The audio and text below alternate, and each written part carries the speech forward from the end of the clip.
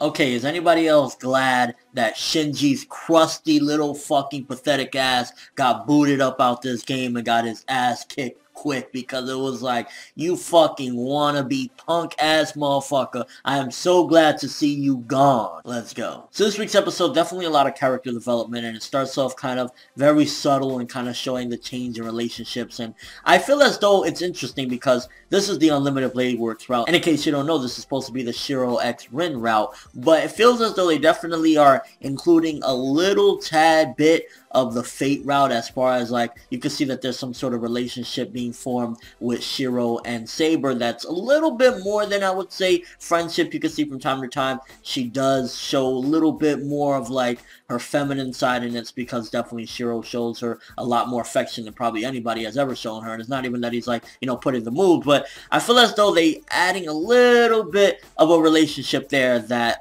probably wasn't in the Unlimited Blade Works route, because it feels like I'm getting a vibe of that. In the beginning of this episode, we get some epically animated, I don't know, they even fucking animate the training beautifully between Saber and Shirou, and one of the reasons that was showcased, I believe, is so that I could show that Shirou has grown a bit and that he's definitely developed as far as a fighter, because even Saber comments like, oh, you've actually gotten better, because, you know, at first he's like, oh, you know, I'm not too good. Definitely felt a little bit like old goofy Shirou from one of the old routes in this episode, a little bit anyway in the beginning, but for the most part it was like, okay, so now he can fight a little bit more in only a short amount of time. And the thing that kind of made me laugh a little bit was that Saber got butthurt that he was like, oh no, I'm not, you know, emulating your style, I'm emulating, I believe he was referring to Archer. He was like, oh, it's because I was around him all day. So you can see that he has some sort of, in a weird way, admiration towards Archer, and it kind of makes you wonder, like, this is the same dude that just stabbed you the fuck up. Why would you emulate anything? If anything, I would be like, fuck that motherfucker. And I don't know, I just found it real cute to see Saber's reaction to that. It's like, oh, okay, it doesn't matter, whatever. I was like,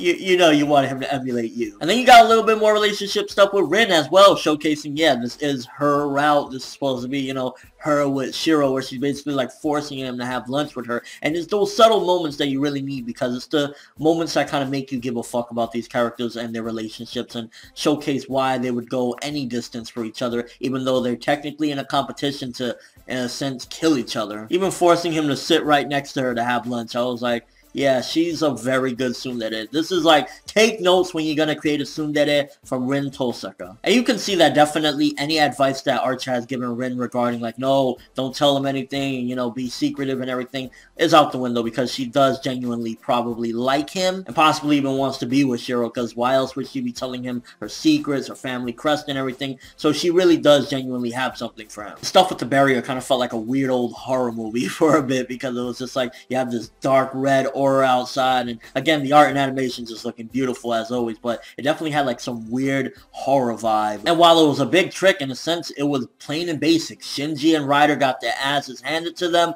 and that horror face that he had when whoever it was that went into the room, I believe it was Caster now, basically fucked them both up. You gotta think to yourself, okay, either Ryder was really, really weak, because Ryder got fucking annihilated. When we see Ryder's dead body, they twisted her head round, round, round. So either Ryder was weak, or the person that did her in was just astronomically strong, because she got her fucking ass destroyed, which again, I believe it was Caster, because we see Caster later on, and it wasn't even the real Caster, it was an illusion of Caster that took both of them out. So that gotta say a lot about the power that Caster has. And Shinji's just a little bitch. Like, I really want to see Shinji die at some given point, because he's just a fucking crust fuck. It's like, oh, it's not nothing to me. Like, even after they just basically saved his ass and, you know, rescued him or whatever, he's still being a little fuckhead. It's like, Shinji, there's no redemption for him. Just fucking kill that bastard. And quickly, before we get off the subject of Ryder, just gotta say, Fate Zero Ryder over Fate Stay Night Ryder any day of the week. Not a no-look shit, I'm talking about character-wise, because yeah, well, if you've seen Fate Zero, you get what I'm saying. And if you haven't, go watch it. And aside from some of the awesome action we got with like Saber and Caster clashing for a bit, one of the best things I felt this episode did was help to display Shirou's advancement and growth, and just kind of some of his characterization yet again, getting a sneak peek